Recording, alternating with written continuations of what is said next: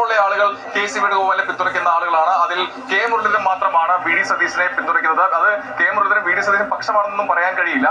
VD Satheesan 5 വർഷം മികച്ച രീതിയിൽ പ്രതിപക്ഷത്തെ പ്രവർത്തിച്ചു. അതുകൊണ്ട് അദ്ദേഹം മുഖ്യമന്ത്രിയാകട്ടെ എന്നൊരു നിലപാടിലേക്ക് പോവുകയായിരുന്നു K മുരളീധരൻ ഉണ്ടായിരുന്നത്. അങ്ങനെയാണ് ആ പിന്തുണ ലഭിച്ചത്. അങ്ങനെ നോക്കിക്കഴിയുമ്പോൾ K മുരളീധരൻ മാത്രമാണ് ആ ഒപ്പമുള്ളത്. നിലവിൽ നമ്മൾ പരിശോധിക്കുമ്പോൾ രമേശ് ചെന്നിത്തലയ്ക്ക് ഒപ്പം നിൽക്കുന്ന IC ബാലകൃഷ്ണൻ മന്ത്രിസ്ഥാനത്തേക്ക് വരുമെന്നാണ് നമുക്ക് മനസ്സിലാക്കാൻ കഴിയുന്നത്. അങ്ങനെയാണ് ഇപ്പോൾ അന്തിമ പട്ടികയിലേക്ക് കാര്യങ്ങൾ അങ്ങനെയാണ് വെച്ചിരിക്കുന്നത്.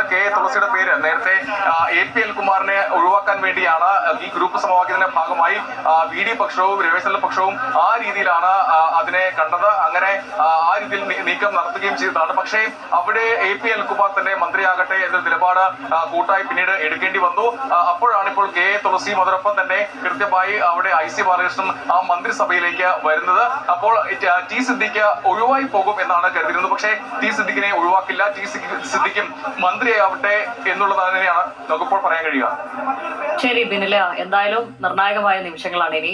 പട്ടിക ഏറെക്കുറെ അന്തിമമായിട്ടുണ്ട് എന്ന് തന്നെയാണ് ലഭിക്കുന്ന വിവരം. അതുകൊണ്ട് 5:30-ക്കുള്ളിൽ, അല്പം 5 മണി എന്നാണ് പറഞ്ഞിരുന്നത്, അതായത് ഏറെക്കുറെ 5:30-ക്കുള്ളിൽ തന്നെ ഈ പൂർത്തിയാക്കിയ ഒരു പട്ടികയുമായി ഗവർണറെ കാണാൻ പോകാനുള്ള ഒരു സാധ്യതയാണ് നിലവിൽ മുന്നിലുള്ളത്. ബിനിൽ ലീല സാബുവാണ് അവിടെ നിന്ന് വിവരങ്ങൾ നൽകിയത്. അപ്പോൾ ഇനി നമ്മൾ ഹൈഫൈന്റെ സമയം ആകാനായിട്ടുണ്ട്. 5